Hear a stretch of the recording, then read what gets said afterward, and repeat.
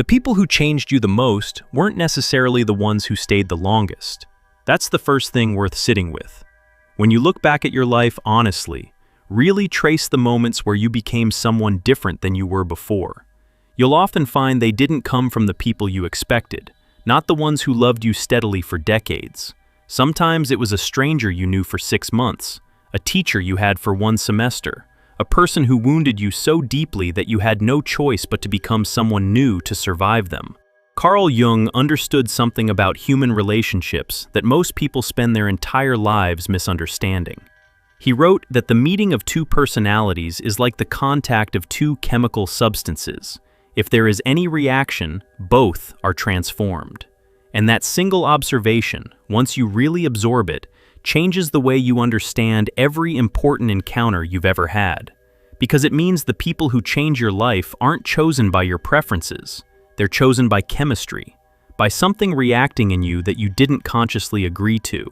Today, I want to walk you through what Jung actually discovered about these people, why certain individuals detonate something inside us, while others, no matter how kind or present, leave us exactly as we were.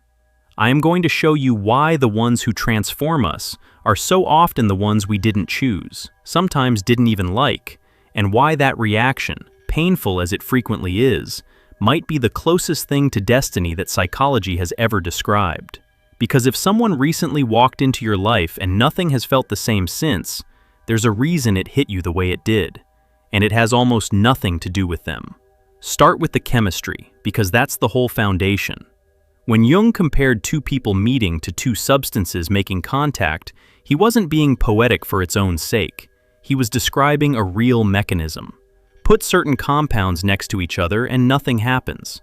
They sit side by side, inert, unchanged. Put certain other compounds together and the whole thing ignites, heat and light, and a new substance that didn't exist before either one showed up. The second combination isn't better or more moral than the first. It's just reactive. Something in the structure of each one answers something in the other. Human beings work the same way. And this is why you can spend years around good people who never move you an inch, then meet someone for a single afternoon who rearranges your entire interior. The people who don't change you aren't deficient. There's just no reaction. Nothing in them catches on anything in you. And the people who do change you have hooked into something specific, a part of your psyche that was waiting, whether you knew it or not, for exactly that contact. Jung spent years trying to understand what determined the reaction. Why this person and not that one?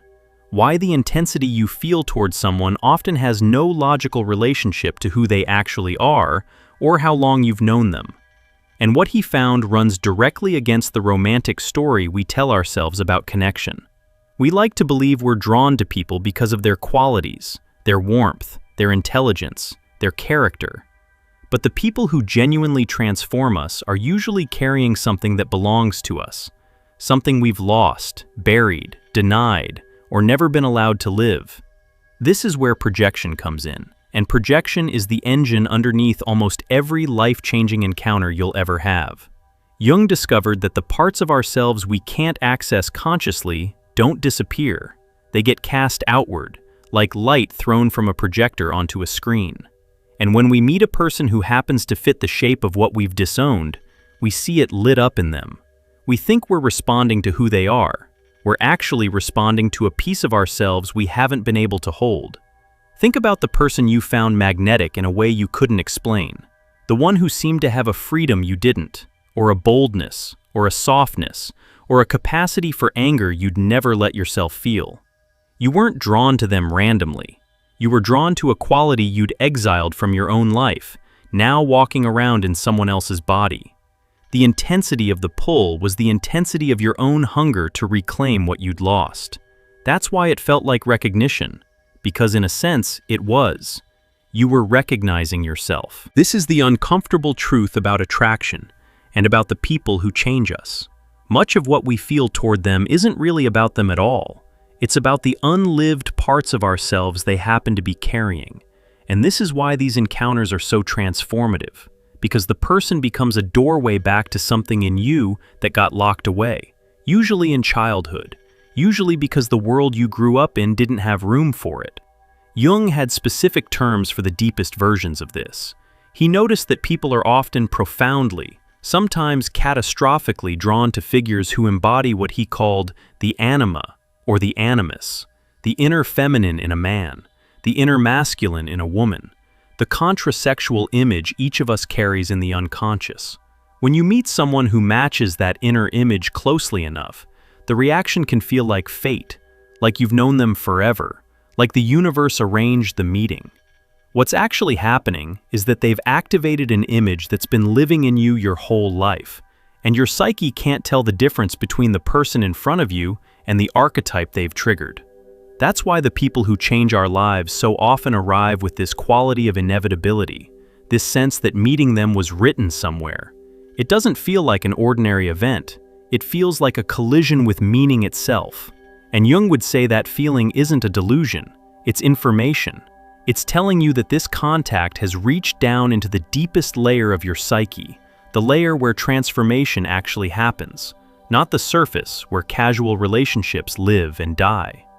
But here's where the story gets more complicated and more honest, because the same mechanism that draws us toward people carrying our light also draws us toward people carrying our darkness. And those encounters change us just as much, sometimes more. Jung called the disowned, rejected, unacceptable parts of ourselves the shadow. Everything you've decided is not you. Your capacity for rage if you were raised to be gentle. Your selfishness if you were trained to be selfless. Your neediness if you had to be the strong one. All of it gets pushed down into the shadow, and like everything in the unconscious, it doesn't stay quiet. It looks for a way back into your life. And often the way it comes back is through a person. You've probably had the experience of meeting someone who irritated you far beyond what they deserved. Something about them got under your skin in a way that felt disproportionate, almost irrational. Jung would tell you to pay very close attention to that person, because they're usually carrying your shadow. The traits you can't stand in them are frequently the traits you've refused to see in yourself. And these people, the ones who provoke us, who trigger us, who seem sent specifically to test our patience, they change us as profoundly as anyone we've ever loved, because they force us to confront what we've been hiding. Some of the most important people in your development were never people you liked. They were people who showed you your own edges. The colleague whose arrogance enraged you because you'd suppressed your own ambition. The relative whose selfishness disgusted you because you'd never once allowed yourself to put your own needs first. They handed you a mirror, and even though you didn't want to look, something in you couldn't stop looking, and slowly, that looking changed you. Before we go further into what actually happens inside that reaction, the moment two people meet and something ignites, I want to mention something for anyone recognizing themselves in this. If you've been feeling the pull of one of these encounters, if someone has walked into your life and stirred up parts of you that you can't quite name yet, our guide, True Self-Discovery, was built for exactly this kind of moment. It's 24 reflection exercises rooted in Jung's work, designed to help you understand what these people are actually reflecting back to you, the qualities they're carrying that might belong to you. The link is below whenever you're ready. For now, let's stay with what happens when the reaction begins. Because a reaction, once it starts, doesn't leave either substance the way it found them. That was Jung's whole point. Both are transformed. And this is the part almost everyone misses about the people who change us. We imagine ourselves as the passive one, the material being altered by someone more powerful. But in a genuine reaction, there's no passive party. You change them as much as they change you. The teacher is shaped by the student who challenges everything. The parent is remade by the child. The lover who thinks they're the strong one gets rearranged by the person they believed they were rescuing. This mutuality is easy to miss because we're so focused on our own experience of being changed. But it matters, because it tells you something about why these encounters are so intense.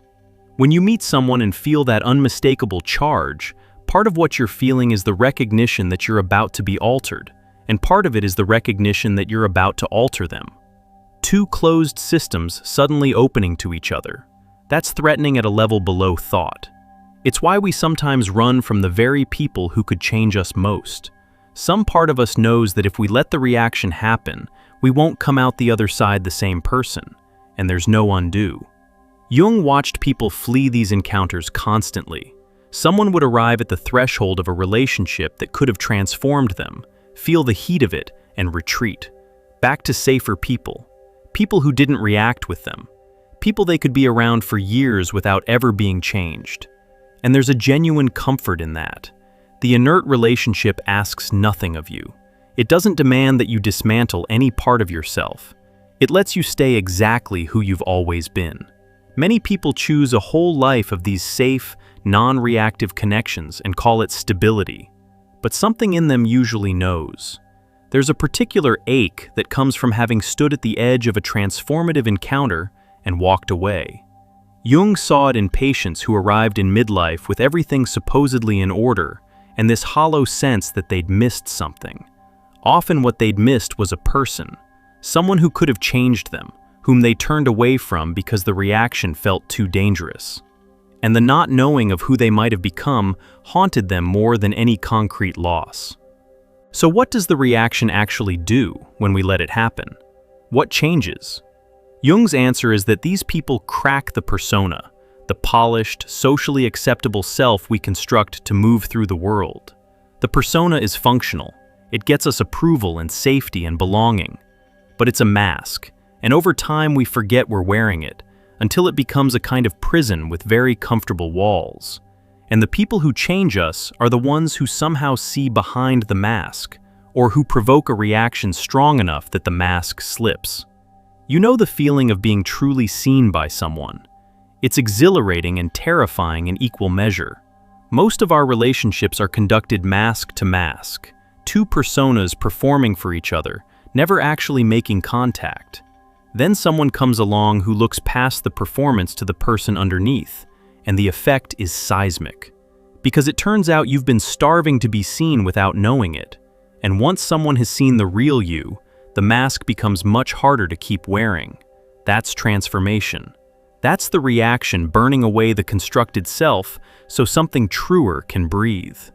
Sometimes these people see us more clearly than we see ourselves, and they reflect back a version of us we didn't know existed.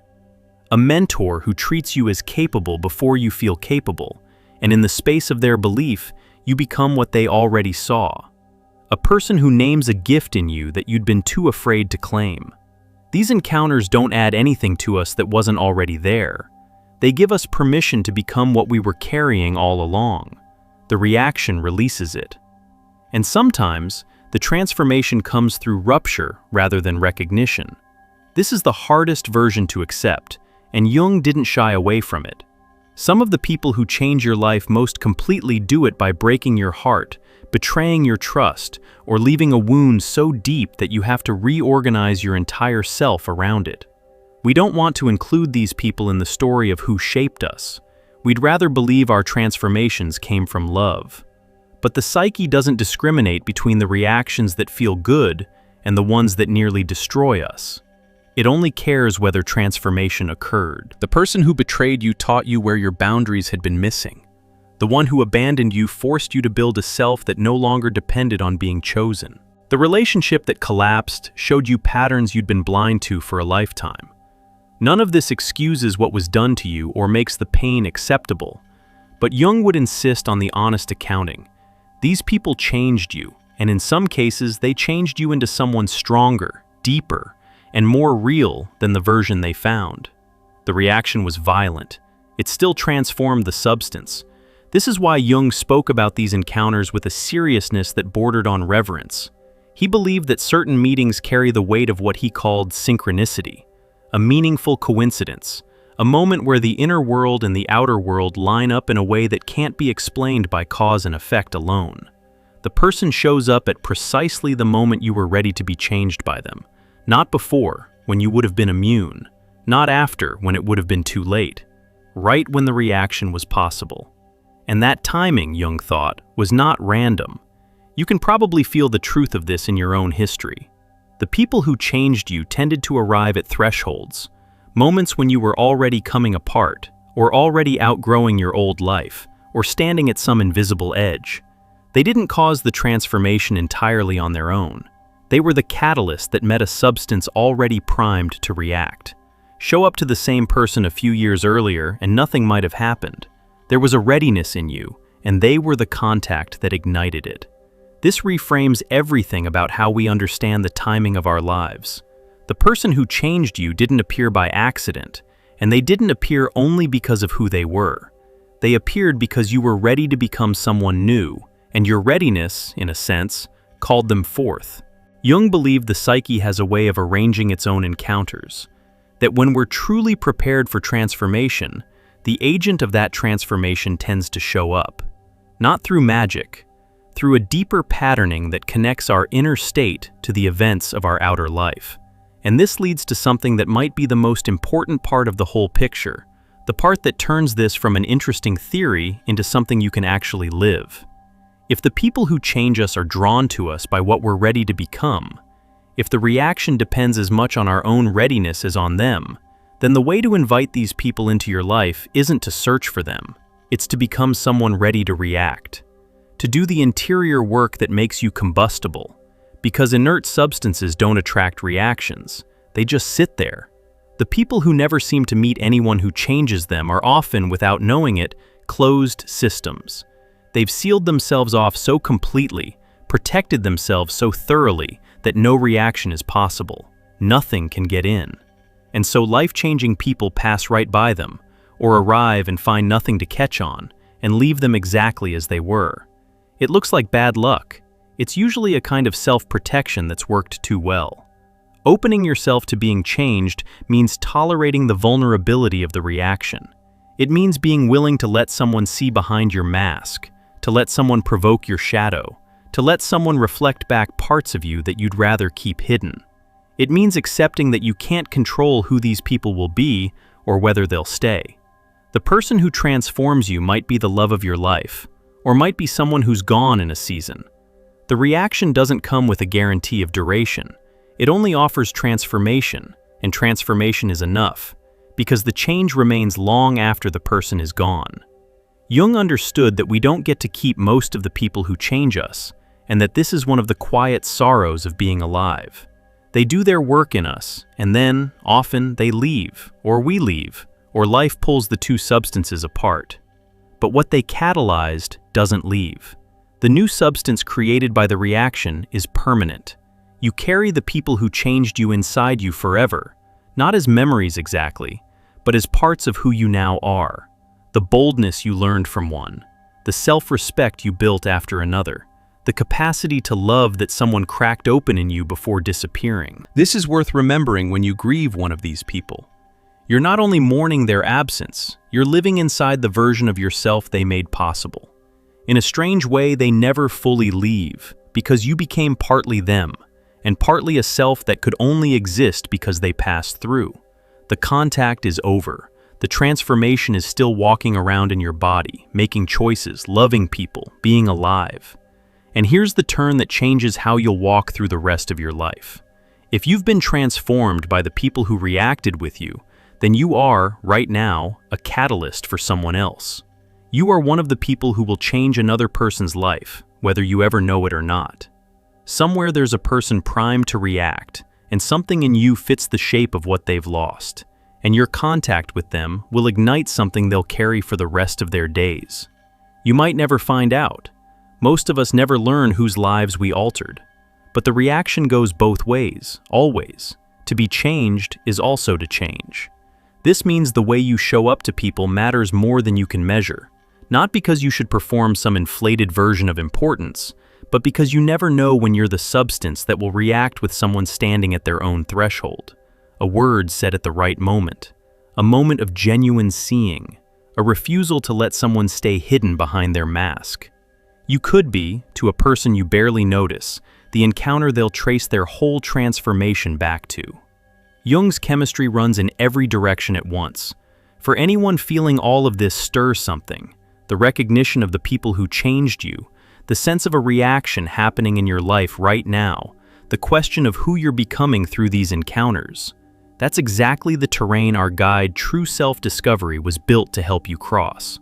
The 24 reflection exercises inside are drawn from Jung's work, and several of them focus specifically on this, understanding what the people who move you are reflecting, what your strongest reactions reveal about your own hidden material, and how to stay open to transformation instead of sealing yourself off from it. If any of this has landed somewhere real in you, the link is below. Because the deepest thing Jung was pointing toward is this: your life is not shaped primarily by your plans, your discipline, or your intentions, as much as we'd like to believe otherwise. It's shaped by contact, by the reactions between you and the people who were combustible with you. The whole arc of who you've become can be traced through a small number of encounters where two substances met and neither one survived unchanged.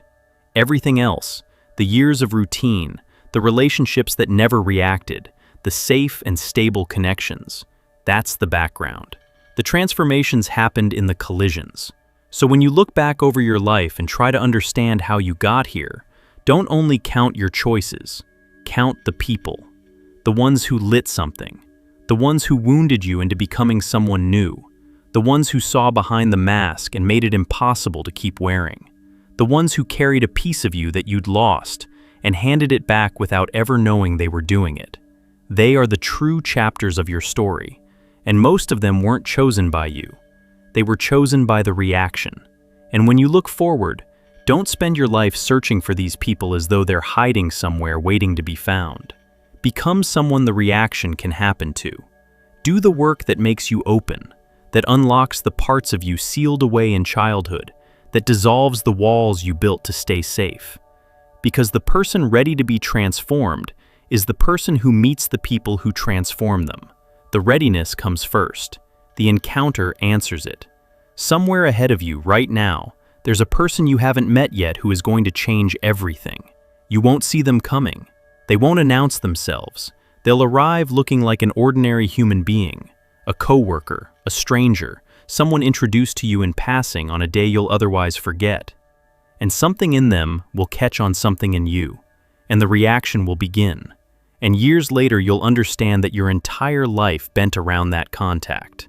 The only question is whether you'll be open enough to let it happen, or sealed so tightly that they pass through your life and leave you exactly as they found you. Jung staked a great deal on this idea, and he was right about it in a way that only becomes obvious in hindsight. We are transformed by contact. Both substances change or neither one does. And the people who change your life are not the reward for being good or the prize for waiting patiently. They're the ones you had a reaction with, for reasons buried far below what you can see, arriving at the exact moment you were ready to become someone you hadn't been before. Stay open to the reaction. Let people see the face behind the mask. Pay attention to the ones who provoke you as much as the ones who soothe you, because both are carrying something that belongs to you. And trust that the next person who's meant to transform you is already somewhere on their way, drawn toward the version of you that's finally ready to be changed. If you haven't yet, take a look at our guide, True Self-Discovery. 24 reflection exercises rooted in Jung's work, made for exactly this kind of reckoning with the people who've shaped you and the ones still to come. A way to understand what your strongest reactions are really telling you about yourself. The link is right below this video.